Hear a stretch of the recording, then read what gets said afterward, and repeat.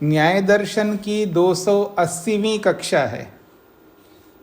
5वें अध्याय के प्रथम आहनिक के अब तक हमने 36 सूत्र पूरे किए हैं। प्रसंग चल रहा है जातियों का। 24 जातियों में से 23 जातियों की चर्चा हुई है। अंतिम जाति कार्यसम नामक जाति की चर्चा होनी है। पृष्ठ संख्या 295 है, सूत्र संख्या 37 है।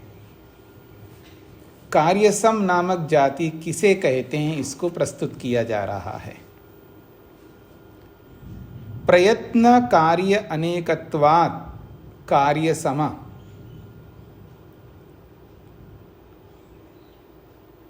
प्रयत्न के कार्य अनेक होने से,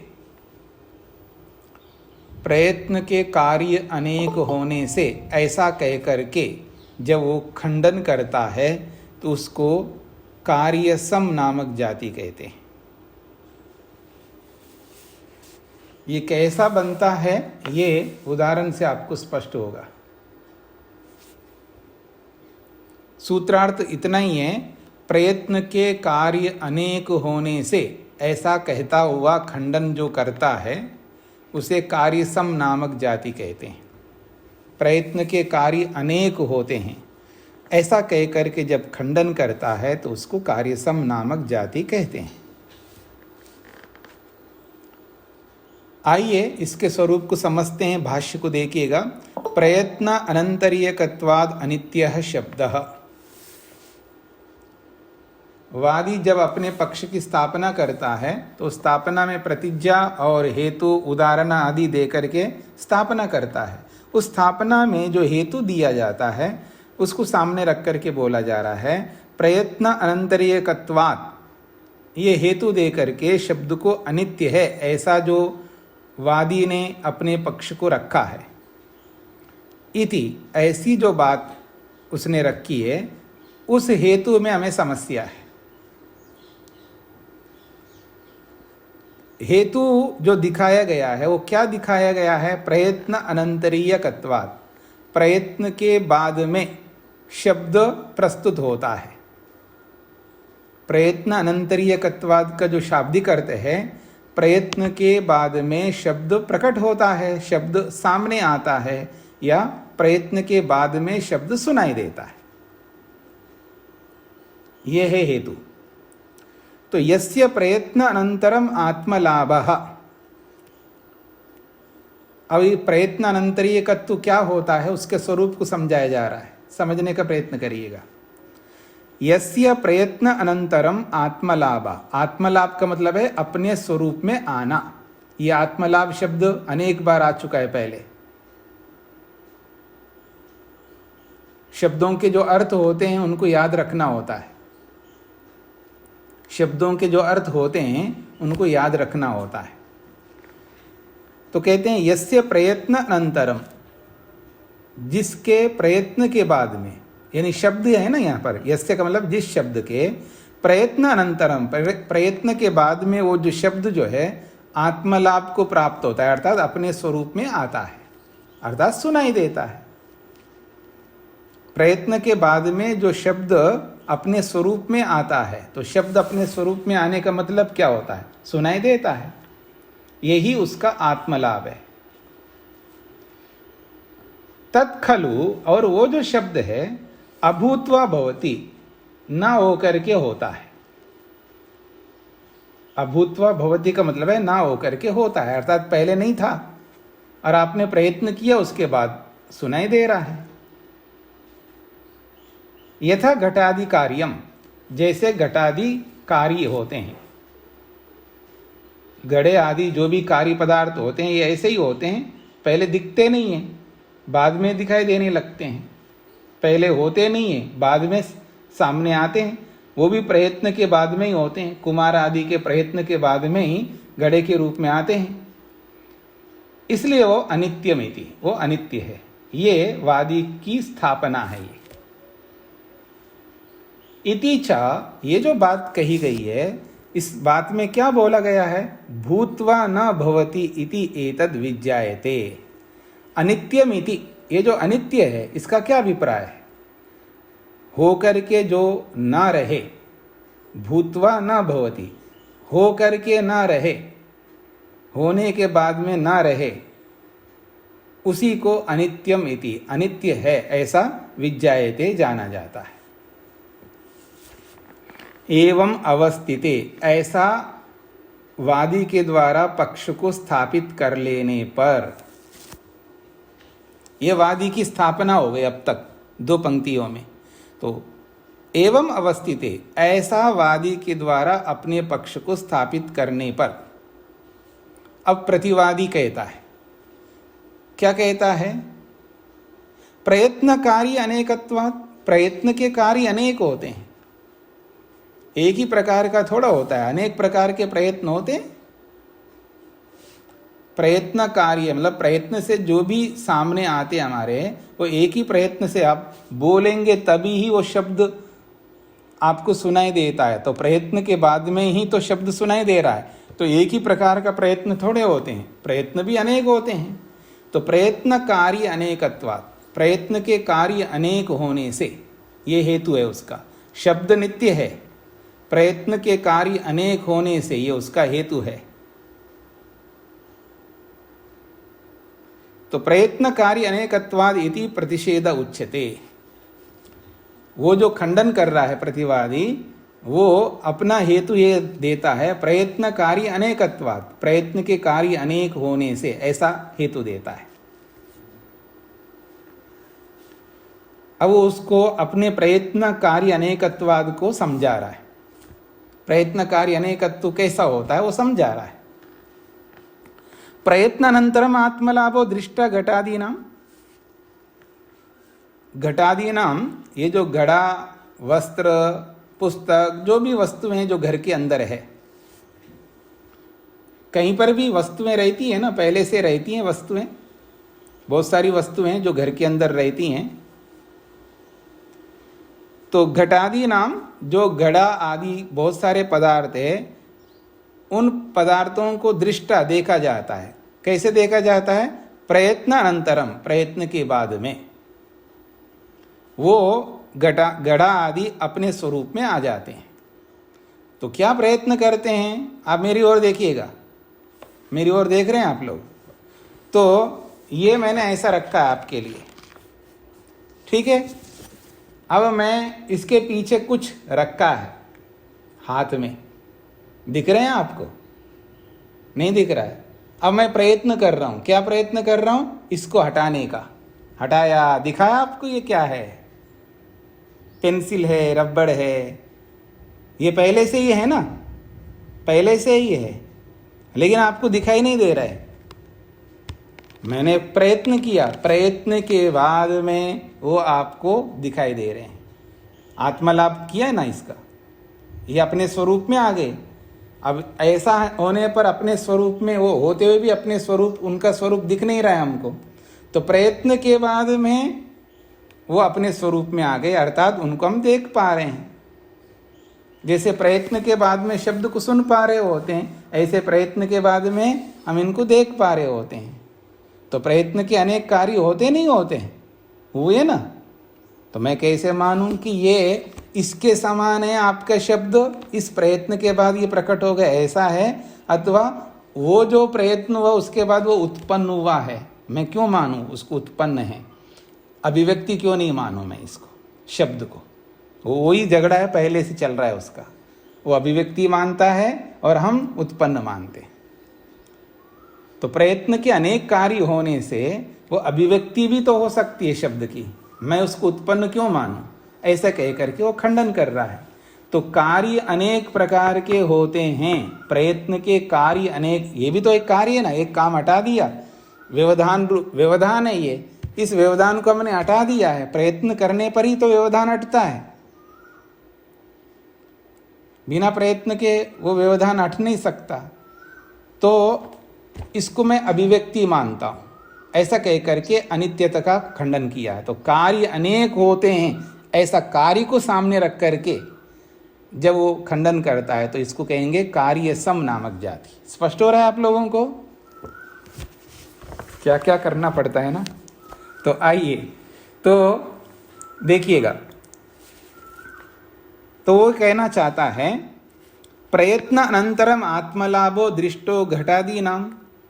घड़ा आदि, आदि से मैंने पेंसिल रबड़ आपको दिखा है जी, घड़ा तो क्या ला के दिखाऊंगा आपको, तो इसलिए मैं सरल उपाय अपना है कि घड़ा आदि, आदि से कोई भी ले सकते हो, तो मैंने पेंसिल रबड़ को लिया है।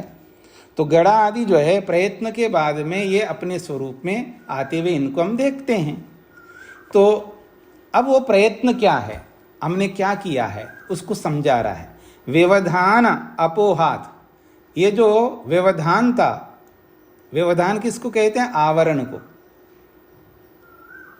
व्यवधान अपोहात, व्यवधान के हट जाने से अभिव्यक्ति व्यवहिता नाम, छिपे हुए वस्तुओं की अभिव्यक्ति होती है।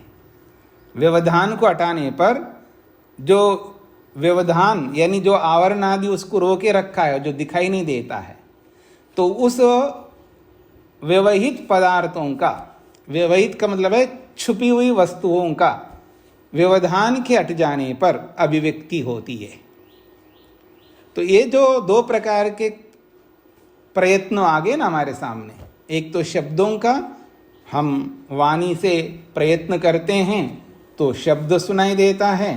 अब यहाँ व्यवधान रूपी जो पदार्थ है उसको प्रयत्न से हटाते हैं तो घड़ा आदि जो भी तत्व हैं उनकी अभिव्यक्ति होती है। तो तत्किम प्रयत्न अनंतरम आत्मलाप शब्दस्य, ये जो शब्द है ये प्रयत्न के बाद में सुनाई दे रहा है, वो उत्पन्न हुआ है, यानी उत्पन्न होकर के सुनाई देता है। अहोस्वित अभिव्यक्ति, वो शब्द तो पहले से ही है लेकिन व्यवधान हट गया इसलिए वो सुनाई दे रहा है। मैं कैसे मानूं? इसमें आपने कोई विशेष हेतु तो दिया नहीं है, आपने केवल प्रयत्न अनंतरीयकत्वाद दिया है। तो प्रयत्न अनंतरीयकत्वाद हमारे में भी हेतु लग रहा है, हमने भी तो प्रयत्न अनंतरीयकत्वाद ही तो दिया है, बस केवल एक शब्द बदल दिया है, प्रयत्न कार्य अनेकत्वाद ये बोला है हमने। तो कार्य अविशेषेण प्रत्यवस्थानम, कार्य समान होने से, देखो शब्द रूपी कार्य और यहाँ गड़े आदि रूपी कार्य, हाँ ये दोनों समान ही, एक जैसे ही है। तो कार्यों में समानता होने से ऐसा कहता हुआ प्रत्यवस्थानम, जब व्यक्ति खंडन करता है तो उसको कार्य सम नामक जाति कहते हैं।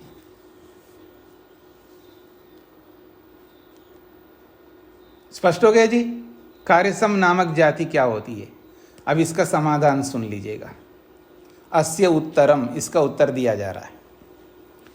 कार्यान्यत्वे प्रयत्न अहेतुत्वम अनुपलब्धि कारणोपत्ते, ये समाधान है। क्या है समाधान? कार्य अन्यत्वे, कार्य अनेक प्रकार के होने पर, आपने हेतु दिया ना कार्य अन्यत्वे, तो कार्य अनेक प्रकार के होने पर प्रयत्न अहेतुत्वम, जो आपने हेतु दिया है, प्रतिवादी ने जो हेतु दिया है, प्रयत्न कार्य अनेकत्वाद जो हेतु दिया है, वो हेतु नहीं बन सकता। प्रयत्न अहेतुत्वम, उसके द्वारा प्रस्तुत किया गया हेतु अहेतु है, अर्थात हेतुआभास है। क्यों? अनुपलब्धि कारणोपत्ति, अनुपलब्धि कारणोपत्ति का मतलब है जो शब्द पहले से विद्यमान है, तो पहले से विद्यमान है तो उसको रोकने वाला जो आवरण होता है ना, उस आवरण की आवरण रूपी कारण की अनुपलब्धि होने से, अनुपलब्धि कारणोपत्ति का अभिप्राय है कि आवरण रूपी कारण की उपलब्धि ना होने से, सूत्रार्थ स्पष्ट हो गए जी आप लोगों को? ये स्पष्ट तब होगा जब पिछले प्रसंग को आप याद रखोगे, जो पीछे खंडन करके आए ना बहुत कुछ। क्या खंडन किया है? अगर आप शब्द को नित्य मानते हो तो पहले से है, वो है तो उसको जो हमको सुनाई क्यों नहीं दे रहा है, तो उसको कोई रोक रहा होगा ना, ना सुनाई दे, आपको ना सुनाई दे। इसलिए मैं क्या करता हूं, हो बहू सुन लेगी, इसलिए वो बेटी को ले जाती है कमरे के अंदर और दरवाजा बंद करती है। अब बोलती है बहू के बारे में अपनी बेटी को, दे बोलती जाती है, ये बोलती जाती है, ये बोलती जाती है, बहू ना सुने। उसने क्या कर दिया है, आवरण लगा दिया है, दरवाजा रूपी आवरण। अब कैसे सुनाई देगा बहू को? वो कान लगा करके भी सुनने की चेष्टा करती है, सुनाई नहीं देता है। मकान ही ऐसे बनाए गए। आप कभी होटलों में रहे ना, रहते ही होंगे, वेकेशन में तो आप जाते रहते होंगे, आमने सामने होते हैं, अगल बगल में भी कमरे होते हैं, आमने सामने सब होते हैं, लेकिन नहीं सुनाई देता। ऐसा भी, मतलब अच्छे होटल की बात कर रहा हूं मैं, कुछ समझ रहे हैं आप लोग? तो एक कमरे से दूसरे कमरे में क्या चल रहा है, वहां क्या बोला जा रहा है, नहीं सुनाई देता है, बनाया ही ऐसे जाता है।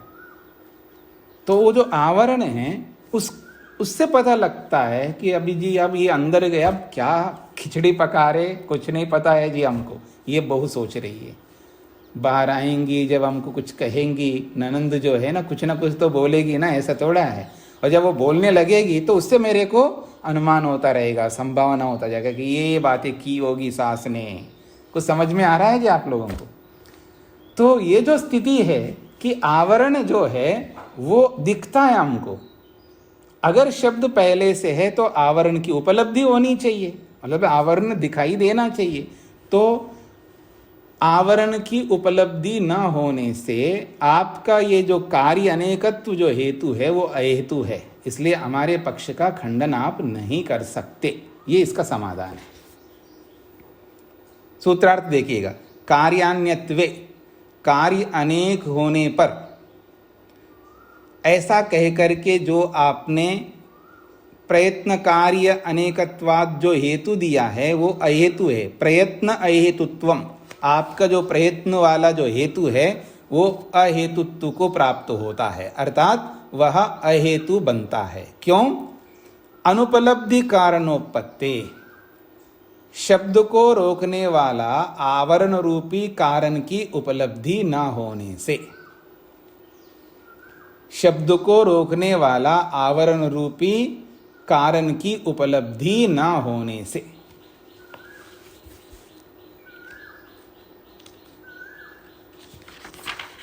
अब भाष्य को देखिएगा, सती कार्यत्वे, सती कार्यान्यत्वे, सती कार्य अन्यत्वे, अर्थात अनेक कार्य होने पर, प्रयत्न के अनेक कार्य है ना, तो सती कार्य अन्यत्वे का अर्थ है प्रयत्न के कार्य अनेक होने पर। ये जो आपने हेतु दिया है उस हेतु से आपके पक्ष की सिद्धि नहीं हो सकती। क्यों? अनुपलब्धि कारणोपत्ति, शब्द को रोकने वाले आवरण रूपी कारण की उपलब्धि ना होने से, शब्द को रोकने वाले आवरण रूपी कारण की उपलब्धि ना होने से।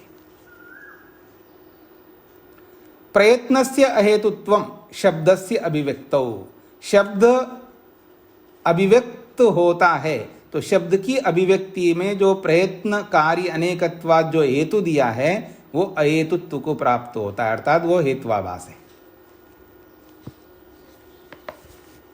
स्पष्ट हो रहा है? यत्र प्रयत्न अनंतरम अभिव्यक्ति तत्र अनुपलब्धि कारणम व्यवधानम उपपद्यते। आपका हेतु अहेतु क्यों है? केवल आपका हेतु अहेतु कहने मात्र से बात नहीं बनेगी ना, वो अहेतु को सिद्ध करना पड़ता है। वो सिद्ध कर रहे हैं अगले पंक्ति में। आपका हेतु अहेतु क्यों है उसको सिद्ध कर रहे हैं, देखिएगा, समझने का प्रयत्न करिएगा। यत्र, जहां कहीं पर भी, प्रयत्न अनंतरम अभिव्यक्ति, जहां कहीं पर भी प्रयत्न के बाद में किसी वस्तु की अभिव्यक्ति होती है, वहां क्या होता है? वहां ये होता है अनुपलब्धि कारणम व्यवधानम उपपद्यते, उस वस्तु की अभिव्यक्ति से पहले उस अभिव्यक्ति को रोकने वाला जो व्यवधान है वो उपपद्यते, वहां सिद्ध होता है, दिखाई देता है। जहां प्रयत्न के बाद में वस्तुओं की अभिव्यक्ति होती है वहां पर उन वस्तुओं को अभिव्यक्त होने में जो रोकने वाले व्यवधायक हैं, व्यवधान हैं, वो दिखाई देते हैं।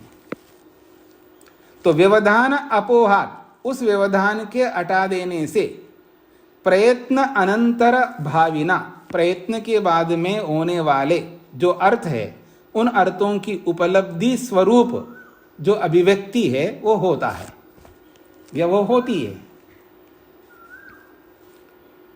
पंक्ति का अर्थ को समझने का प्रयत्न करिए साथ साथ। व्यवधान अपोहात का मतलब है रोकने वाले व्यवधान के हट जाने से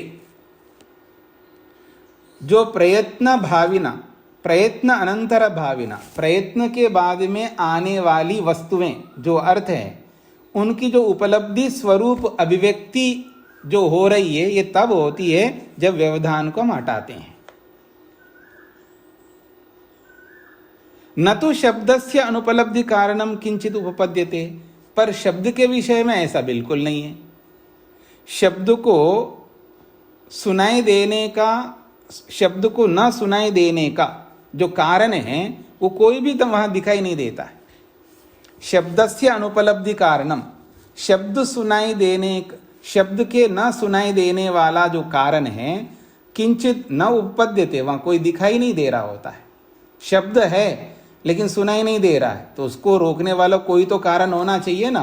वो कारण हमको उपलब्धि नहीं हो रहा है, दिख ही नहीं रहा है। यस्य प्रयत्न अनंतरम, जिसके प्रयत्न के बाद में अपोहात, उसको हटा सके हम। भाई ये शब्द को न सुनाई देने वाला कारण है, जिसको हटा देते हैं।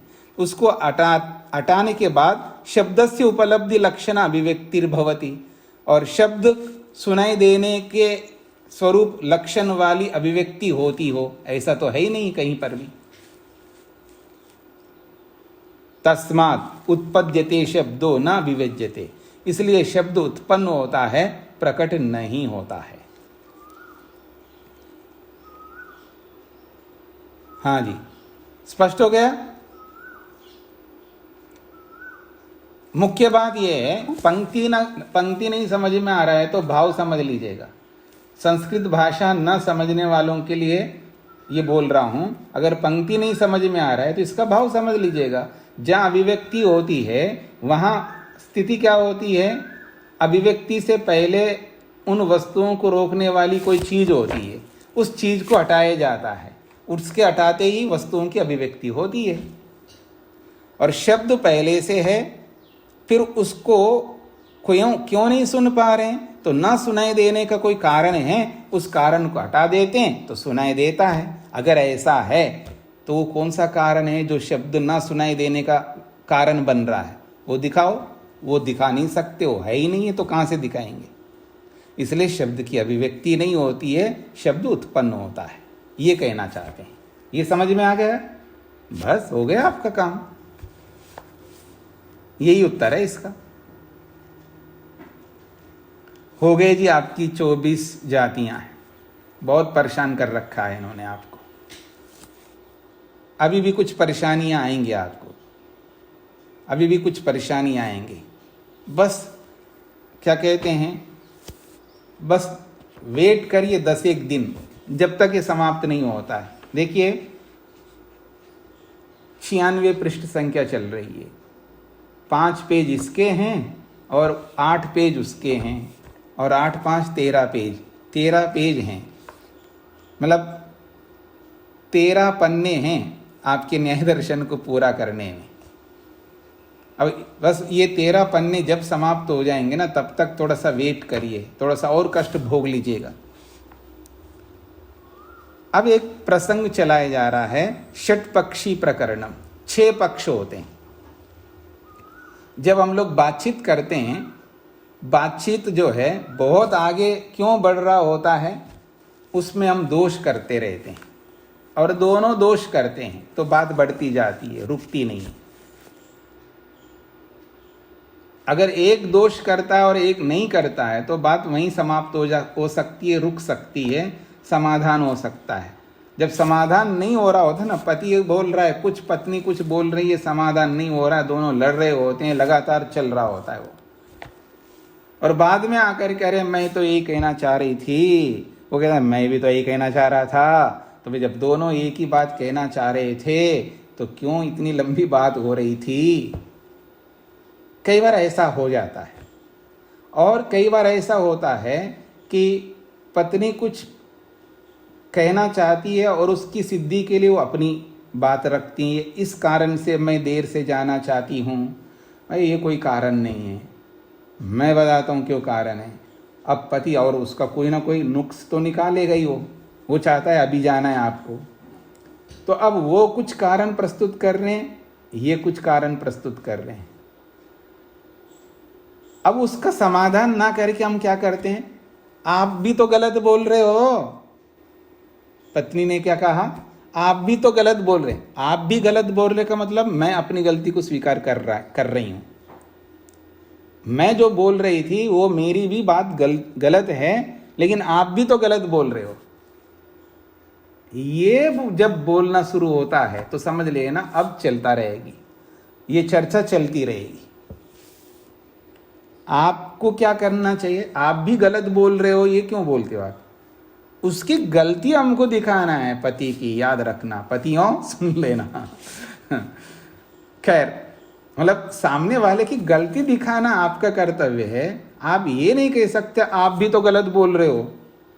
ऐसा बोल के क्या कहना चाह रहे हैं आप भी तो गलत, ये भी क्यों बोला जाता है? अर्थात मैं तो गलत बोल रही हूं लेकिन आप भी तो गलत बोल रहे हो। तो जब दोनों गलत है तो लड़ क्यों रहे हो आप? किस बात को लेकर के लड़ रहे हो? थोड़ा समझने का प्रयत्न करिएगा। आप लड़ क्यों रहे हो? नहीं जी ये गलत कर रही है पत्नी, और आप सही कर रहे हो। आप सही कर रहे हो क्या? जब ब्रह्मचारी हमारे पास आते हैं शिकायत लेकर के दूसरे ब्रह्मचारी के लिए, जी वो ऐसा कह रहा है, वो ऐसा कर रहा है, जो देखो बहुत गलत बोल रहा है, जो आप उसको रोको। तो मैं सुनता जाता हूँ, सुनने के बाद बोलता हूँ अच्छा वो गलत कर रहा था, आप क्या कर रहे थे? आपने भी तो कुछ बोला होगा। ऐसा तो है नहीं आप दूध के धुले हुए, आप कुछ नहीं बोल रहे हैं, आपने मुंह पर गोदरेज का ताला लगा रखा है, आप बोल ही नहीं सकते हैं, इसलिए शिकायत लेकर के आए हो मेरे पास में। तो आपने भी तो कुछ तो बोला होगा। अब उसकी पिटारा खुलने लगता है। आपने कुछ नहीं कहा उनको, मैंने भी कुछ कहा जी, क्या कहा वो बताओ। वो बताने लगता है, तो जब बताने लगता है तो फिर आप भी तो गलत बोल रहे हो ना। तो वो गलत बोल रहा था तो आपने क्यों गलत बोला है? और आपने भी गलत बोला है तो मेरे पास क्यों आए शिकायत लेकर के? मेरे पास तब आना जब वो सब गलत कर रहा है और आपने कोई गलती नहीं की है, आपने एक भी गलती नहीं की है, तब ले आओ शिकायत। तब मैं समझूंगा कि आप बहुत अच्छे आदमी हैं, हाँ, और आपकी कोई गलती नहीं है और उसी की गलती है, तब मैं सुनूंगा और उसको दंड देना है, जो भी कहना है कहूँगा। और जब आपने भी दोष किया, उसने भी दोष किया है, फिर कैसे आ सकते आप मेरे पास? उसकी शिकायत कैसे कर सकते? किस मुंह से कर रहे हो आप उसकी शिकायत? आप नहीं जी उसने बहुत बोला, आपने कम बोला है, ये कहना चाहते हैं? हाँ जी मैंने कम बोला है, उसने ज़्यादा बोला है। ये कोई कम बोलना ज़्यादा बोलना कोई हेतु नहीं है। आप समझते हैं मेरी बात को अच्छी तरह। वो 10 बार बोलता है पति, लेकिन पत्नी एक बार ऐसी बोलती है वो 10 बार से भी भारी हो जाता है। अथवा पत्नी 10-20 बार बोलती जा रही है, लेकिन पति एक बार ऐसा बोलता है वो 10-20 बार से भी अधिक हो जाता है। ये दोनों पक्षों में हो सकता है। तो उसने कितने बार बोला, उसने कितने दोष किए, ये कोई मान ही नहीं रखता। मान ये रखता आपने दोष किया नहीं किया।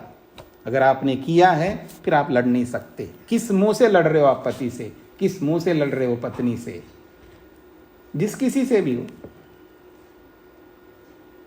लड़ना भी तो सीखो। लड़ना सीखो। कब लड़ना है? आप कोई दोष नहीं करिएगा और सामने वाला ही करता जा रहा है, तब उससे लड़ो। आप देखो जी आप ऐसा नहीं कर सकते, उसको आप रोक सकते, बोलने का अधिकारी बन सकते। वो चुपचाप चू नहीं करेगा, चाहे वो पति हो चाहे पत्नी हो। अपने बोलने में दम होना चाहिए। दम का मतलब है वजन वाली बात होनी चाहिए। अब यूं ही बोलते जा रहे हो बिना मतलब क्या अर्थ है उसका बोलने का। तो जब हम आपस में बातचीत कर रहे होते हैं तो वो बातचीत में कैसी गलतियां करते हैं उसको समझाने के लिए 6 पक्ष रखा है यहां पर। 6 पक्ष का मतलब है षट्पक्षी प्रकरणम। तो आपको 3 बार अवसर देता हूं और मेरे को भी 3 बार अवसर दे रहे हैं। मतलब एक तीसरा व्यक्ति ऐसा है, न्यायाधीश जिसको आप कहते हैं। जब आपस में पति और पत्नी का होता है ना झगड़ा, तो तीसरे के पास कहीं ना कहीं तो कभी ना कभी तो जाएंगे ना। जब दोनों निपटारा नहीं कर पाते तो तीसरे के पास जाते हैं। अब जब तीसरे के पास जाता है तो तीसरा क्या करता है, एक काम करते हैं कि आपको 3 बार मैं अवसर देता हूं बोलने का, 3 से अधिक नहीं बोल सकते। और 3 बार आपको भी अवसर देता हूं, आप भी 3 बार से अधिक नहीं बोल सकते।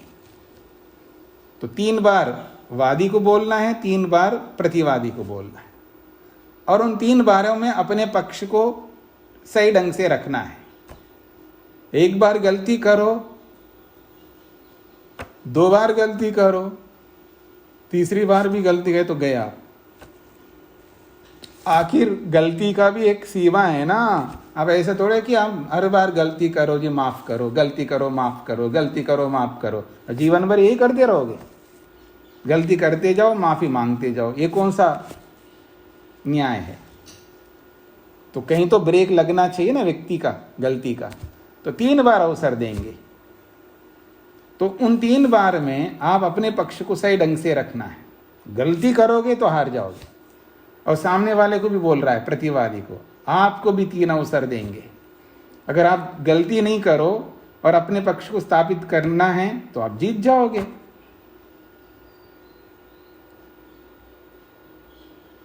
आपको कुछ समझ में आ रहा है ना। मध्यस्थ किसी का पक्ष नहीं ले रहा होता है, तभी तो हम अध्यक्ष है। आजकल नहीं होते हैं, कुछ देखते नहीं आप लोग। जब अंतिम स्थिति आता है रियलिटी शो में क्या होता है, 2 लोग बच जाते हैं। अब कौन जीतेगा, ट्रॉफी कौन लेगा, उसकी धनराशि कौन लेगा। और मध्यस्थ जो होता है अनाउंस करने वाला, हाँ ये जीतेगा, इसने बहुत मेहनत की, ये जीत सकता है, उसकी भी तारीफ करता है, इसकी भी तारीफ करता है। ये तो नहीं बोल सकता आप नहीं जीत सकते। कोई बोलता है ऐसा? किसी का पक्ष नहीं लेगा वो। दोनों बराबर है मध्यस्थ के लिए। आपको भी अवसर दिया गया, इसको भी अवसर दिया गया। जो जीता वही जो भी बोलते हैं आप। ठीक है जी। तो कहने का अभिप्राय है, अब वो जो 6 पक्ष कैसे होते हैं वो प्रसंग चलाएंगे, तो आप थोड़ा समझने का प्रयत्न करिएगा। ठीक है। हेतोश्चेत अनेकांतिकत्वम उपपद्यते, हेतोश्चेत अनेकांतिकत्वम उपपाद्यते, अनेकांतिकत्वात् असाधकः स्यात् इति। हेतोः चेत अनेकांतिकत्वम उपपाद्यते। जब कोई व्यक्ति अपने पक्ष को स्थापित करता है ना, और उस पक्ष में जो हेतु दिया जाता है, उस हेतु को अनेकांतिक बताने वाला जब बोलता है तो उसको अनेकांतिक बना देता है। तो स्थापित करने वाला पक्षी और उसका खंडन करने वाला प्रतिपक्षी, 2 लोग होंगे ना, 2 लोगों के बीच में बात होती है, संवाद चलता है। तो वादी जब अपने हेतु को देकर के अपने पक्ष को स्थापित करता है, तो प्रतिवादी यदि ऐसा कहता है, हेतोश्चेत, यदि हेतु अनेकांतिकत्वम, उस हेतु को अनेकांतिक दिखाकर उपपाद्यते, अपने पक्ष को स्थापित करता है, तो क्या बनेगा, अनेकांतिकत्वात्, वादी का जो हेतु अनेकांतिक होने से, अर्थात व्यभिचार को प्राप्त होने से, असाधका स्यात्, वो अपने पक्ष को सिद्ध नहीं कर पाएगा। स्पष्ट हो गया जी। यदि च अनेकांतिकत्वात् असाधकत्वम, यदि अनेकांतिक होने से असाधक है,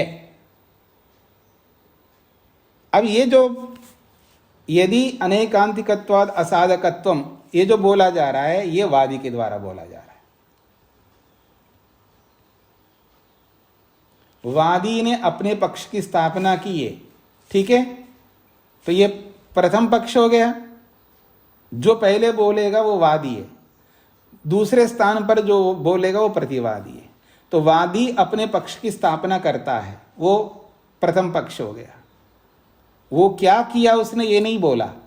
अब प्रतिवादी बोल रहा है हेतोश्चेद अनेकांतिकत्वम उपपाद्यते। यदि प्रतिवादी वादी के हेतु को अनेकांतिक सिद्ध करता है, हेतोश्चेद अनेकांतिकत्वम उपपाद्यते, वादी के हेतु को प्रतिवादी अनेकांतिकत्व सिद्ध करता है। जब अनेकांतिक सिद्ध कर दिया है तो अनेकांतिकत्वात्, वो हेतु अनेकांतिक होने से असाधका स्यात्, फिर वो अपने पक्ष को सिद्ध नहीं कर पाएगा वादी। स्पष्ट हो गया जी। ये हो गया प्रतिवादी का वचन। तो ये दूसरा पक्ष हो जाएगा। पहले जो स्थापित करता वो प्रथम पक्ष है, और दूसरा जो ये बोला जा रहा है प्रतिवादी के द्वारा ये द्वितीय पक्ष है। स्पष्ट हो गया जी, यहां तक समझ में आ गया। अब ये जो वादी के हेतु को अनेकांतिक जो दिखा रहा है, वो उसके हेतु को अनेकांतिक दिखा करके अपने पक्ष को भी तो स्थापित करना पड़ता है ना। आपने वाद जल पर वितंडा का जो स्वरूप पढ़ रखा है ना, आप लोगों ने पढ़ रखा है ना। वादी अपने पक्ष को रखता है, ठीक है जी, फिर उसके पक्ष का खंडन करता है प्रतिवादी, और खंडन करके फिर वो अपने पक्ष को भी स्थापित करता है। तो अपने पक्ष को भी स्थापित करता है तो वो भी प्रतिज्ञा करता है, हेतु देता है, उदाहरण देता है, उपनय करता है और निगमन करता है। स्पष्ट हो गया जी। अब आप मेरी ओर देखिएगा। वादी बोलता है, अपने पक्ष को रख दिया है। अब प्रतिवादी है, देखिए मैंने मुट्ठी बांधी है ना, मुट्ठियां बांधी है ना, तो यूं समझ लीजिएगा मेरा तो दाएं हाथ है वो वादी है और बाएं हाथ प्रतिवादी है। अब वादी ने अपने पक्ष को स्थापित किया है तो हेतु देता है वो उसमें, तो उसके जो हेतु को अनेकांतिक सिद्ध करता है। कौन? ये वाला प्रतिवादी। अनेकांतिक समझते हैं ना आप लोग, हेत्वाभास। तो उसके हेतु को अनेकांतिक सिद्ध कर दिया। सिद्ध करके अब मेरी ओर देखिए, पुस्तक में कुछ नहीं मिलेगा आपको, इधर मेरी ओर देखिएगा, कुछ लिखना विखना नहीं है। जो आप लोगों को पढ़ रखा है उसको निकाल रहा हूं मैं आपके दिमाग से, उसको सुन लीजिएगा और कुछ नहीं सोचना है। जो मैं बोल रहा हूं उसको सुनना, लिखने के चक्कर में सुनना बंद हो जाता है।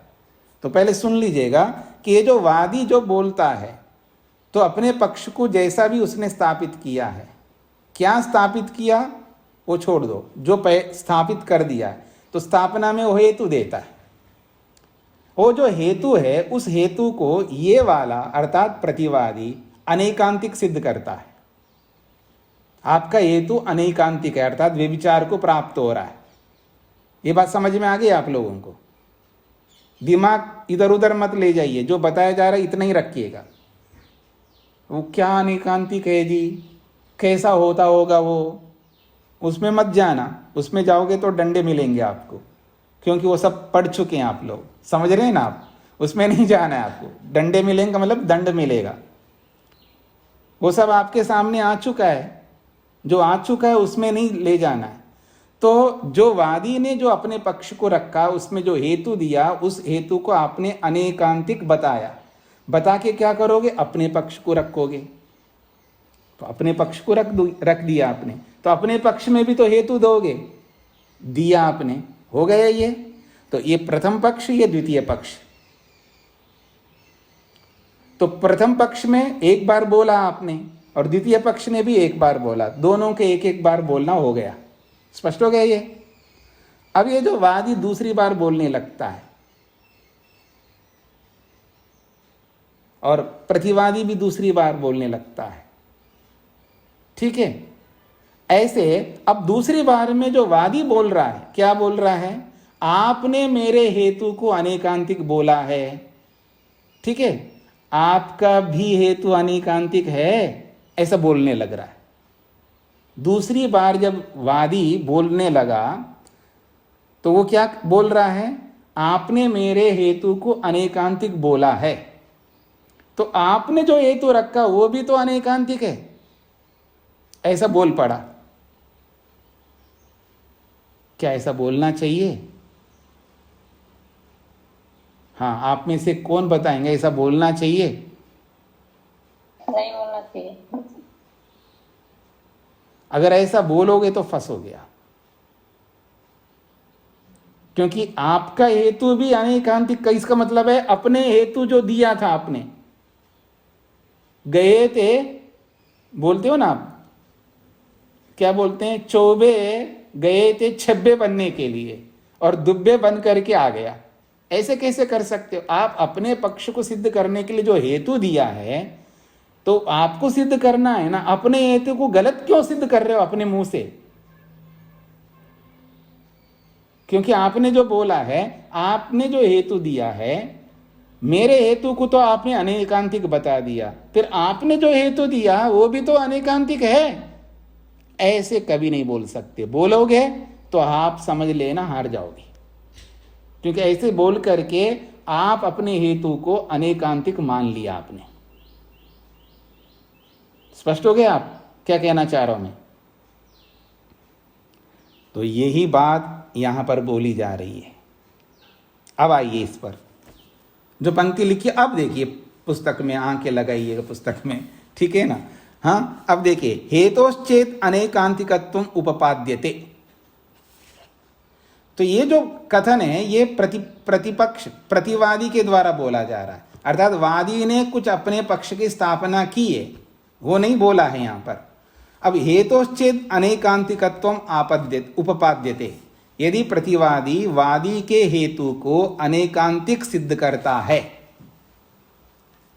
यदि प्रतिवादी वादी के हेतु को अनेकांतिक सिद्ध करता है, तो अनेकांतिकत्वात्, तो वादी के हेतु अनेकांतिक होने से उसका हेतु असाधक स्यात्, वो उसके पक्ष को सिद्ध नहीं करेगा इति, ऐसा प्रतिवादी ने बोला है।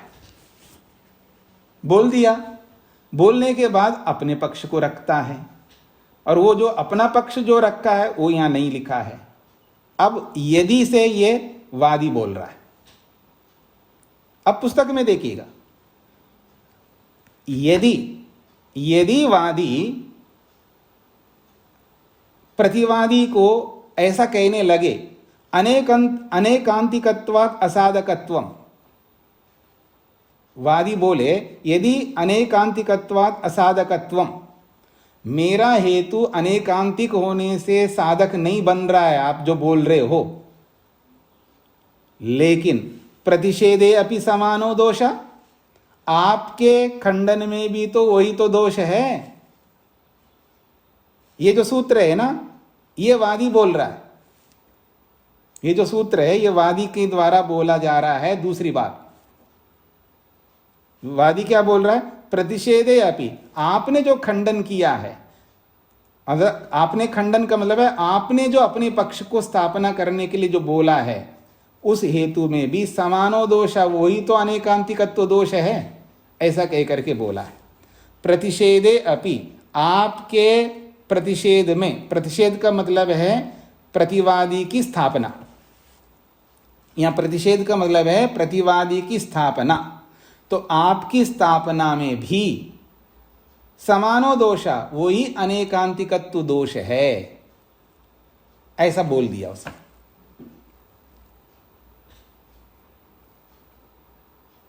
स्पष्ट हो गए जी सब लोगों को क्या हो रहा है? जयनारायण जी, समझ में आ रहा है आपको?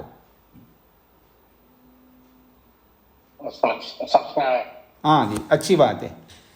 तो प्रतिषेधो अपि अनैकांतिकः, अब सूत्र को खोल रहे हैं। ये सब बोला जा रहा है वादी के द्वारा। प्रतिषेधो अपि अनेकांतिका, आपने जो पक्ष रखा है यानी प्रतिवादी ने जो पक्ष रखा है उसके पक्ष में दोष दिखा रहा है वादी। प्रतिषेधो अपि अनेकांतिका, आपने जो पक्ष में हेतु दिया है वो भी तो अनेकांतिक है, ऐसा बोल पड़ा। क्यों अनेकांतिक है उसको समझा रहा है। किंचित प्रतिषेधति किंचित न इति। अनेकांतिक वही होता है ना, कहीं लागू होता है कहीं लागू नहीं होता है। तो कहीं तो लागू नहीं हो रहा है और कहीं लागू हो रहा है। तो अनेकांतिकत्वात् असाधक इति, आपका हेतु भी अनेकांतिक होने से वो आपका हेतु भी आपके पक्ष को सिद्ध नहीं करता, ये बोल दिया है। स्पष्ट हो गया जी। जो नहीं बोलना चाहिए वो बोल दिया उसने।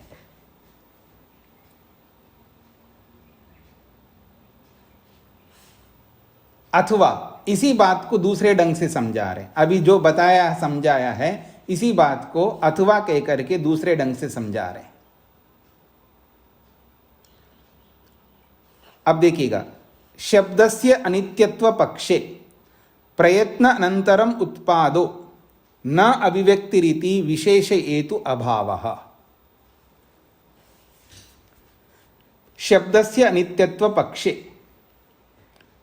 शब्द के अनित्यत्व पक्ष में अर्थात वादी ने जो पक्ष रखा है उसके पक्ष में दोष दिखा रहा है कौन?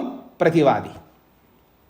शब्दस्य अनित्यत्व पक्ष, शब्द के अनित्यत्व पक्ष में, क्योंकि वादी ने शब्द को अनित्य के रूप में अपने पक्ष को रखा है, अब प्रतिवादी उसके पक्ष में दोष दिखा रहा है।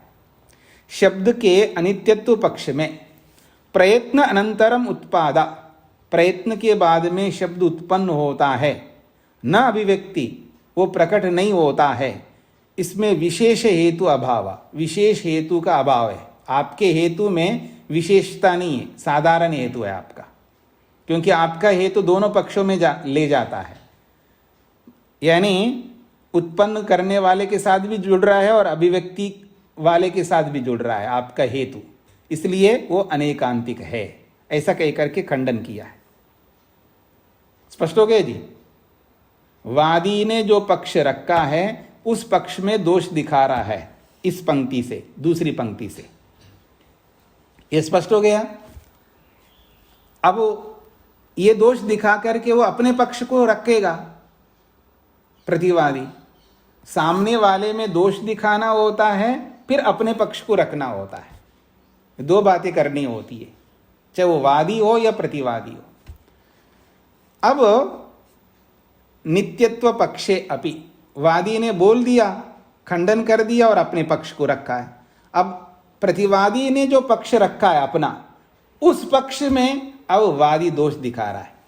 नित्यत्व पक्षे अपि, आपके नित्य शब्द को नित्य मान रहे हो, आपके नित्य के पक्ष में प्रयत्न अनंतरम अभिव्यक्ति, प्रयत्न के बाद में अभिव्यक्ति होती है, न उत्पादा, उत्पन्न नहीं होता है, ये विशेष हेतु अभाव, आपके उस हेतु में भी विशेष हेतु नहीं दिया है आपने भी सामान्य दिया है, यानी आपका हेतु भी अनेकांतिक है, ऐसा वादी कह रहा है प्रतिवादी से। सो अयम, इस प्रकार से उभय पक्ष समः, दोनों पक्ष समान हो गए, क्योंकि उसने, वादी ने जो हेतु रखा है वो भी अनेकांतिक है और प्रतिवादी ने जो हेतु रखा है वो भी अनेकांतिक है। तो स्वयं उभय पक्ष समा, दोनों पक्षों में जो हेतु है वो समान है। क्या है? विशेष हेतु अभाव, ये समानता है, विशेष हेतु का ना होना। इति, इस प्रकार से उभयम अपि अनेकांतिकम इति, दोनों ही अनेकांतिक है, दोनों ही हेत्वाभास है। स्पष्ट हो गए जी। अब इसको थोड़ा और स्पष्ट करना चाहता हूं मैं आपको। अब देखिए मेरी ओर से, ये जो प्रयत्न अनंतरीयकत्वात् जो बोला है ना, प्रयत्न के बाद में शब्द सुनाई देने से, इसका ये शाब्दिक अर्थ है। प्रयत्न अनंतरीयकत्वात् शब्द का जो अर्थ है वो मैं बता रहा हूं आपको। प्रयत्न अनंतरीयकत्वात्, प्रयत्न के बाद में आने से, प्रयत्न के बाद में तो शब्द आ रहा है ना, अर्थात प्रयत्न के बाद में शब्द सुनाई देने से, ये हेतु है। प्रयत्न के बाद में शब्द सुनाई देने से, ये प्रयत्न अनंतरीयकत्वा शब्द का अर्थ है। तो ऐसा हेतु जो है ये हेतुआभास है, वास्तव में ये हेतु नहीं है। अब स्पष्ट हो गया आप लोगों को? नहीं हुआ? तेज नारायण जी, समझने का प्रयत्न करना। ये तो शाब्दिक अर्थ, जो शब्द का अर्थ है वो वास्तविक अर्थ ये है, प्रयत्न अनंतरीयकत्वात् का अर्थ है प्रयत्न के बाद में सुनाई देने से, क्योंकि शब्द अनित्य है, प्रयत्न के बाद में वो सुनाई देता है, बिना प्रयत्न के नहीं सुनाई देता है। तो प्रयत्न के बाद सुनाई देने से जो हेतु दिया है ये वास्तव में सद हेतु नहीं है, हेत्वाभास है।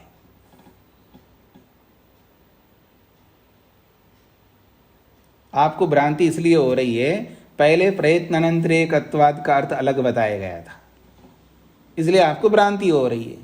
प्रयत्न अनंतरीयकत्वात् का अर्थ है उत्पन्न होने से, प्रयत्न के बाद उत्पन्न होने से। अब उत्पन्न होना शब्द के अंदर दिखाई नहीं दे रहा ना, प्रयत्न अनंतरीयकत्वात् है, प्रयत्न अनंतरम प्रयत्न अनंतरम उत्पन्नत्वात् ऐसा तो नहीं बोला है। उत्पन्न होना ये शब्द नहीं बोला गया है। अगर उत्पन्न होना है तो वो विशेष बात आ जाएगी, क्योंकि उत्पत्ति जो है ना ये विशेष हेतु है। उत्पन्न होने से अगर ऐसा बोलते आप तो फिर आपके हेतु का खंडन नहीं हो सकता। आपने उत्पन्न शब्द का प्रयोग ही नहीं किया, आपने क्या शब्द का प्रयोग किया है? प्रयत्न अनंतरीयकत्वात्, प्रयत्न के बाद में शब्द सुनाई देने से, ये बोला है आपने। इसलिए जो आपका हेतु है वो विशेष हेतु नहीं है।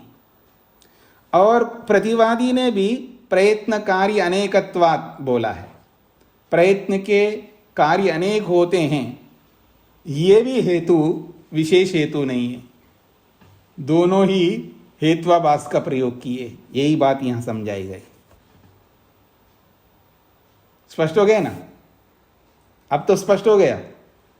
तो ये है, तो दोनों के हेतु जो है हेत्वाभास है, दोनों समान है। अब लड़ते जाएंगे।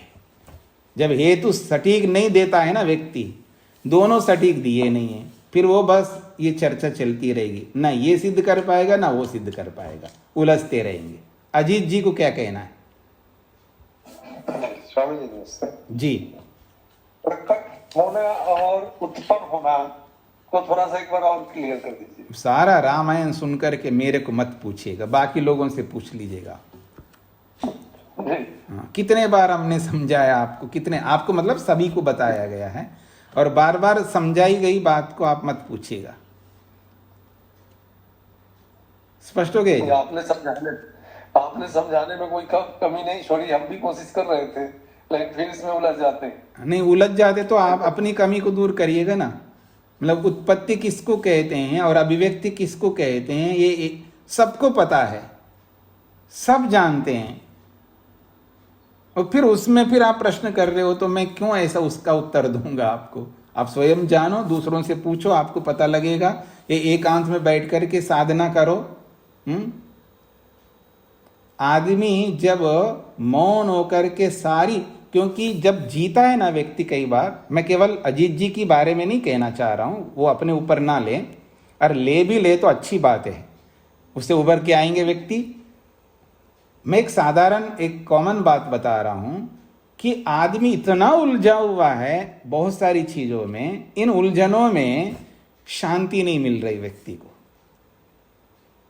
अब इन सारे उलझनों को, सारे टेंशनों को, सारे स्ट्रेस को हटा करके, बैठ करके, अपने मन को बिल्कुल शांत करके, सब विचारों से हटा करके किसी पर आप एकाग्र हो जाएंगे ना, तुरंत आपको बड़ी शांति से समझ में आएगा हर बात।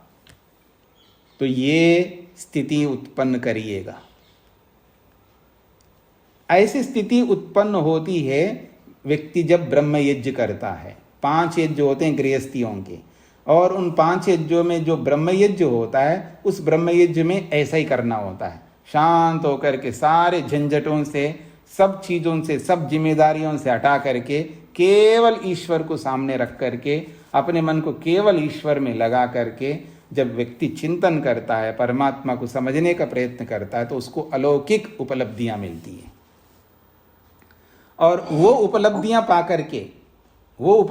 पा करके फिर जिस किसी भी विषय को नहीं समझता है और उसके लिए उसी विषय को ध्येय बना करके, ध्यान का विषय बना करके, उस विषय को सामने रख करके उसके प्रमाण, उसके तर्क, उसके दृष्टांत सारा सामने रख करके उस पर विचार करके देखता है, तो एकदम उसको जैसे स्क्रीन में देखते हैं ना, ऐसे उसको समझ में आएगा।